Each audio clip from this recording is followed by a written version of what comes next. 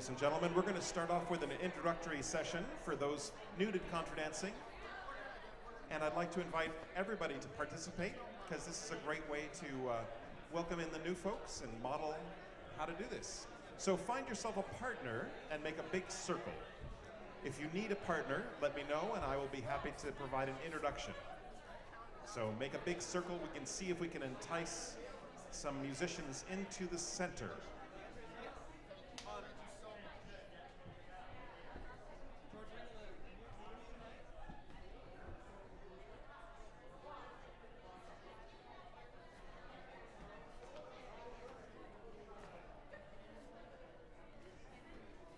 Well, welcome everybody. This is a very nice semicircle, but let's make it all the way around, please.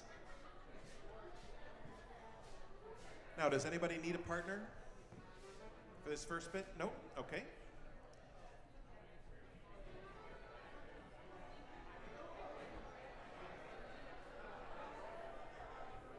All right.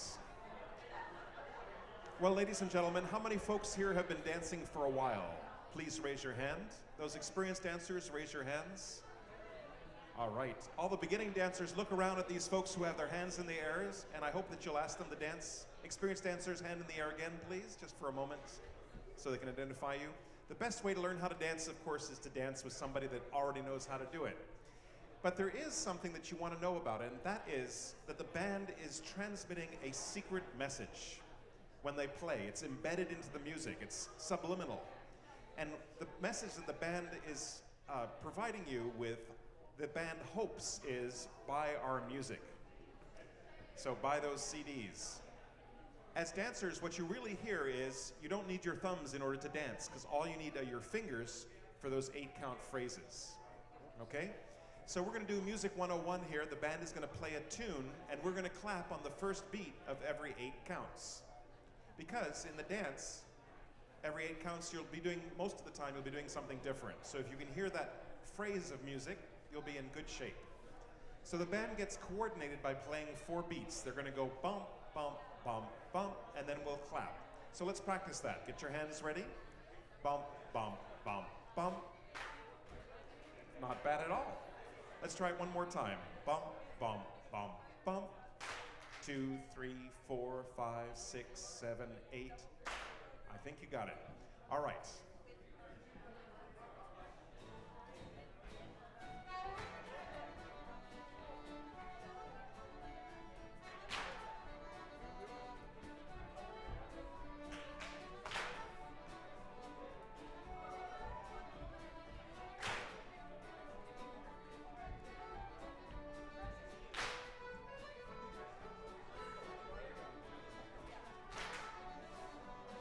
So each time you're clapping, you'd be doing something different in the dance. Take your hands in the circle. Now circle to the left, you circle left. And back to the right. Circle to the left. You can almost hear that clap as they change direction. And back to the right. Try this, 4 steps into the center. 4 steps back out. 4 and 4 make 8. Do it again. Circle left. Now back to the right. To the left, you circle left. To the right. Into the center. Back out. In again. To the left, you circle left. And back to the right. Into the center. In again. That's it, that's all.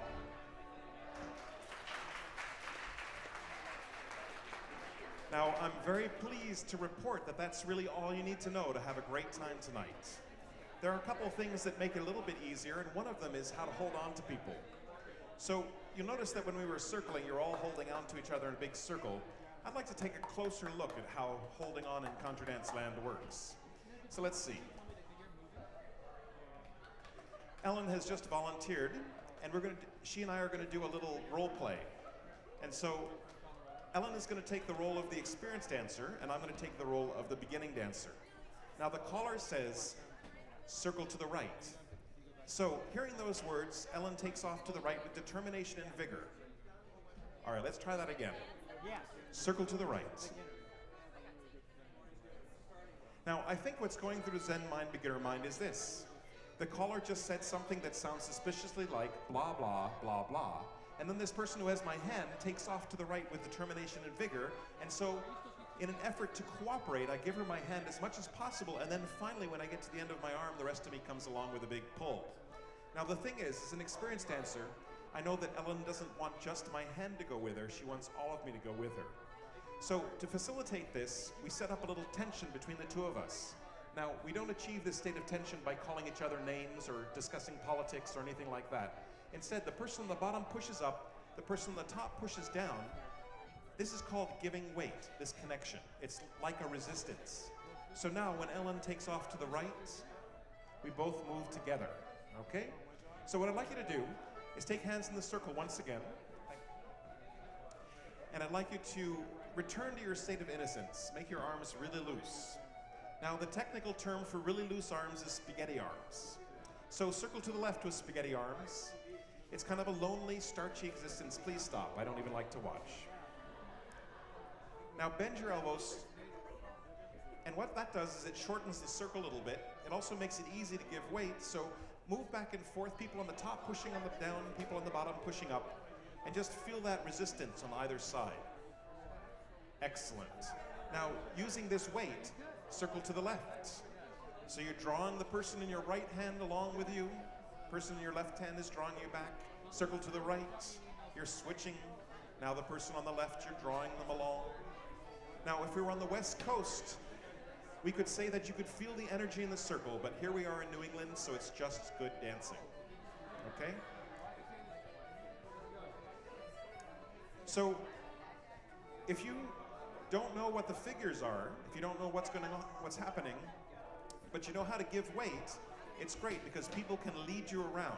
However, if you don't know how to give weight, what happens is just your hand has a good time, okay? So, what I'd like you to do is when you're dancing, just feel that resistance. It's a very useful tool. So now you know how to dance with the music because you know the rule of 8, and you know how to dance with each other because you know how to give weight. The third thing you're going to need to know how to do is swing, because you'll be spending between 25 and 50% of the time swinging somebody. So to get started, what I'd like you to do is this. Take 2 hands with your partner. Now give weight with your partner, and you're going to circle to the left. But hold on for just a moment before you do. Look at the human foot here. You'll notice the human foot has a pointy end on one end and a stubby end on the other. If you point the pointy end in the direction you wish to travel, you have millions of years of evolution on your side. So I highly recommend pointing your toes in the direction. So, circle to the left with your partner. You're holding each other up. Now, great. Okay, and stop. Take ballroom position with your partner. I have some volunteers here who are going to show you what the ballroom position look like. All right. First of all, you'll notice that they're both smiling at each other. That's a good thing. All right. The next thing is you'll notice is the gentleman's right hand is on the woman's left shoulder blade. Okay? And the gent is not trying to leave a lasting impression on his partner. The hand is nice and flat, and it's really good to hold on right at the shoulder blade because it keeps you connected there. Now women, your left hand is on the gent's right shoulder. This is not the best time to practice your Vulcan nerve pinch. Instead, your hand is nice and flat, and you're holding on to each other. You're helping hold each other up with these hands. All right? So it looks like this. Now these hands here are called your pointer hands. Very shortly, you'll be spinning around each other very quickly, and there'll be forces acting upon you trying to tear you away from your partner. These hands don't do a whole lot. It's all the gentleman's right hand and the woman's left hand that holds you together. These hands are nice though, because when you finish swinging, if you point your pointer hands in the direction you're going to go next, you'll always be on the correct side. Now naturally, women, you're always on the right of your partner. Gents, you're always on their left. whenever you're doing the next thing. So, assume the position, please. And now walk around your partner. You're holding each other up. You're giving weight here in the ballroom position. Great. And you're following your own left hand.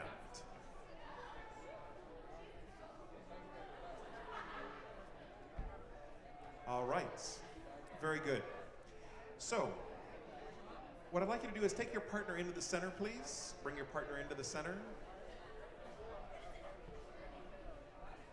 Come on in closer. Come on. There we go. Excellent. Come on.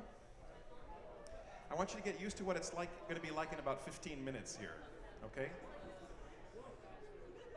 So what happens at a dance is this. The music will be playing, you'll be having a great time dancing, and then the music's going to stop. That's a signal that that particular dance is over, okay? So what I like to do is acknowledge my partner. So I'll turn toward my partner and I'll say something like, "Thank you very much." Why don't you all try that right now? And now, it's live music, so I highly recommend acknowledging the band in some fashion. So you turn toward the band.